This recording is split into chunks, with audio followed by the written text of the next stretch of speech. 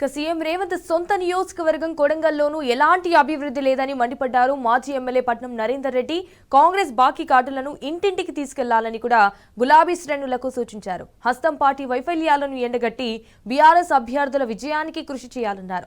స్థానిక ఎన్నికల్లో గులాబీ జెండా ఎగరడం ఖాయమని ధీమా వ్యక్తం చేశారు.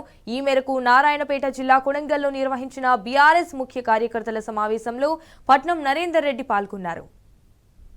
ఎన్నికలకు ఓడికి మాత్రం సిద్ధంగా లేదు. నాకు తెలిసిన కాడికైతే రేవంత్ రెడ్డికే ఎన్నికలు పెట్టాలని లేదు. ఎందుకంటే తెలంగాణ అంతటా కూడా వ్యతిరేకత ఉన్నది.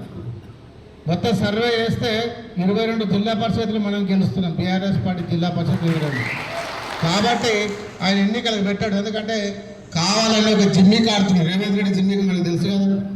రిజర్వేషన్ ప్రకటించిన, ఆల్రెడీ బిల్లు పెట్టిన, అసెంబ్లీలో ఆర్డినెన్స్ తెచ్చిన, జీవో తెచ్చిన, అది కాకుండా నేను జీవో తీసుకొచ్చినా కోర్టులు వేసి ఆపేసి నేను ఏం చేయలేను అన్నట్టు చెప్పుకునే ప్రయత్నం చేస్తున్నాడు తప్ప ఆయనకు ఎన్నికలు పెట్టే ఉద్దేశం అయితే లేదు. ఒకవేళ పెట్టినా మనం అందరం రెడీగా ఉండాలి. కాబట్టి మీరందరూ కూడా తప్పకుండా అభ్యర్థులను, ఎంపీటీసీ అభ్యర్థులను మీరందరూ కూడా రెడీ చేసుకోవాలని చెప్పి మీ అందరికి తెలియజేసుకుంటున్నాం.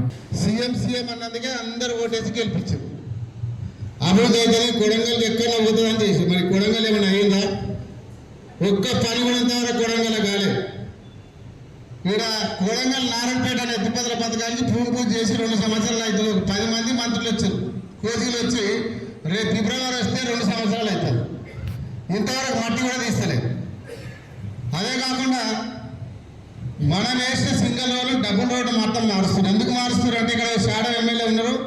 తిరుపతి రెడ్డి గారి కమిషన్ల కోసము, సోదరుడు కమిషన్ల కోసమే ఆ డబుల్ రోడ్లు వేస్తారు తప్ప వాడు కూడా నాణ్యత లేవు. వేసిన 3 నెలలకే రోడ్డు పోయింది. పెద్దనందిగా రోడ్డు పోయింది. బొమ్మరాజపేటలో బ్రిడ్జి కొట్టుకుపోయింది, ₹1 కోటి బ్రిడ్జి.